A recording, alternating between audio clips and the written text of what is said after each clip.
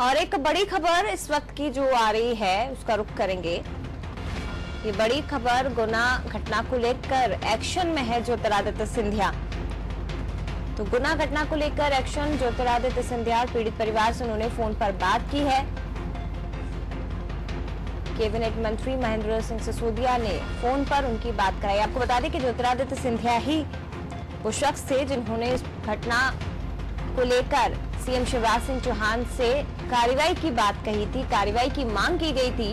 और अब ज्योतिरादित्य सिंधिया ने पीड़ित परिवार से फोन पर बात की है। और क्या कुछ बात हुई आपको सुनवाते हैं।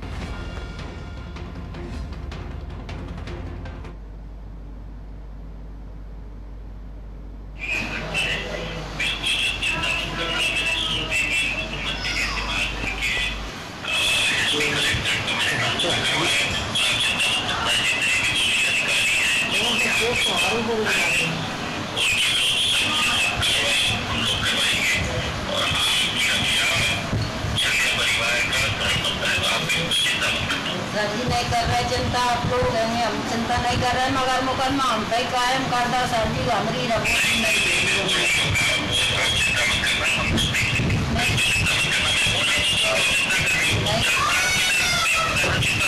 नहीं कर रहे सर जी। वो मेरे 6 बच्चे हैं, मैं मजदूरी कर रही हूँ, भाई में खतरा कर रहे हैं, भाई में मार खा रहे हैं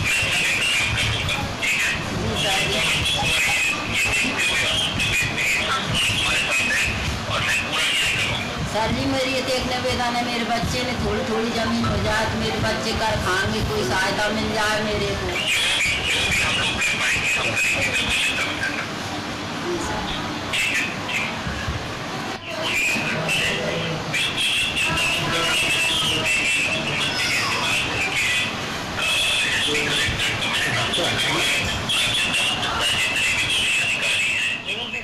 तो ये कैबिनेट मंत्री महेंद्र सिंह सिसोदिया भी आपको तस्वीरों में दिखाई दे रहे हैं। इसके साथ ही वो पीड़ित परिवार जिससे बात की है राज्यसभा सांसद ज्योतिरादित्य सिंधिया ने, और क्या बातचीत हुई है वो पूरी आपने सुनी है।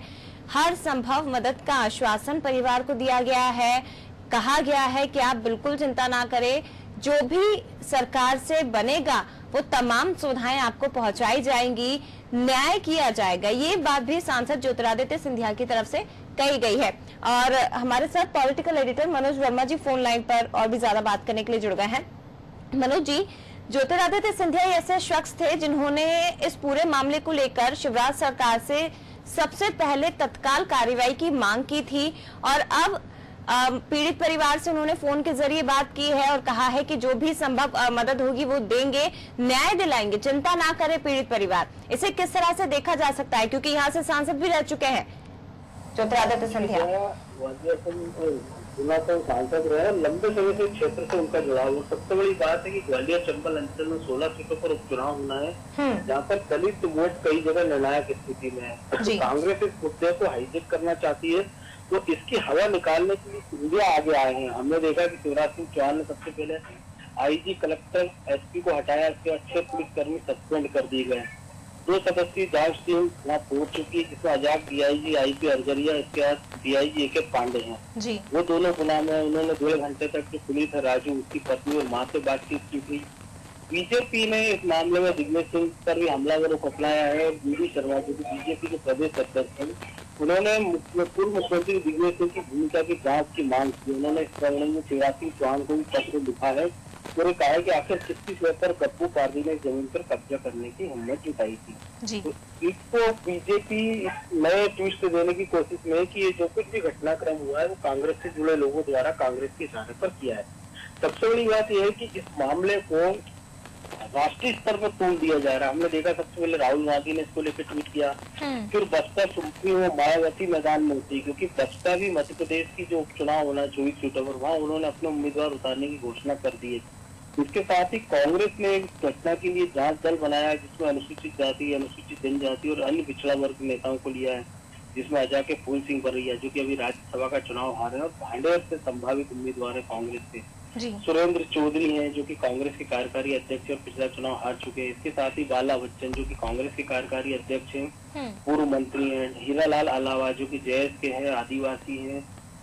इसके साथ ही विभा पटेल जो कि भोपाल की महापौर रही हैं, इन लोगों का एक प्रतिनिधि मंडल बनाया है। आज दोपहर में ये लोग घटनास्थल पर जाएंगे, पूरे तस्वीर जुटाएंगे, पीड़ित परिवार से बात करके अपनी रिपोर्ट पीसीसी चीफ यानी कमलनाथ को देंगे। तो उसके पहले ही सिंधिया ने दाव को सफल करने के लिए मोहन सिंह सिसोदिया के माध्यम से पीड़ित परिवार से बात की और हमने जो भी दर्शकों को सुनाया उन्होंने आश्वासन दिया है कि इस मामले में उनके साथ न्याय होगा, किसी प्रकार की चिंता वो ना करे। पीड़ित परिवार भी इससे सहमत है और जो कुछ उन्होंने मांग की है महिला ने उसको लेकर भी पीड़ित परिवार ने यही कहा है कि उनकी मांगों पर सहानुभूतिपूर्वक विचार होगा और हो सकता है कि कुछ समय बाद इससे जुड़े कुछ एक दो आदेश और राज्य सरकार की ओर से जारी कर दिए जाए। तो कुल मिला के बीजेपी नहीं चाह रही है कि किसी प्रकार का एडवांटेज कांग्रेस को इस मामले में मिले और ये कहा जाए कि बीजेपी दलित विरोधी और कांग्रेस दलितों की शुभचिंतक है। हाँ, दलित विरोधी और दलित शुभचिंतक का भी एक यहाँ पे पैमाना है मनोज जी।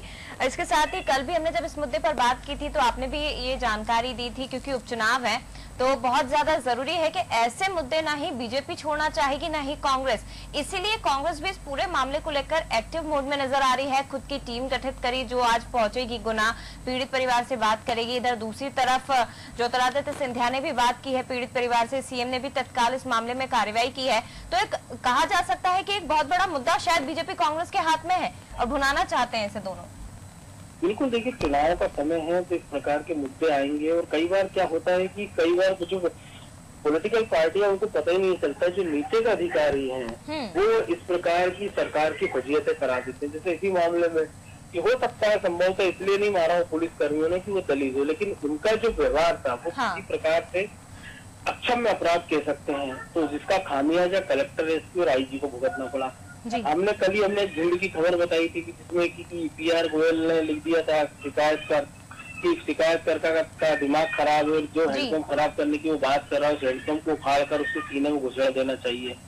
इसके बाद ई को सस्पेंड कर दिया गया है और जांच के आदेश दिए गए हैं। तो इस प्रकार के अगर पढ़े लिखे समझदार अधिकारी वर्ग इस प्रकार की हरकतें करेगा तो इसका साख खराब होती है, इसके साथ ही सरकार की साख पर आंच आती हो और जिसका खामियाजा बाद में बहुत सारे लोगों को भुगतना पड़ता है। जी, बहुत शुक्रिया आपका मनोज जी इस तमाम बातचीत के लिए। लेकिन ज्योतिरादित्य सिंधिया राज्यसभा सांसद गुना से लंबे समय से वो सांसद रहे हैं, क्षेत्र में अच्छी पकड़ उनकी और खास तौर पर इस क्षेत्र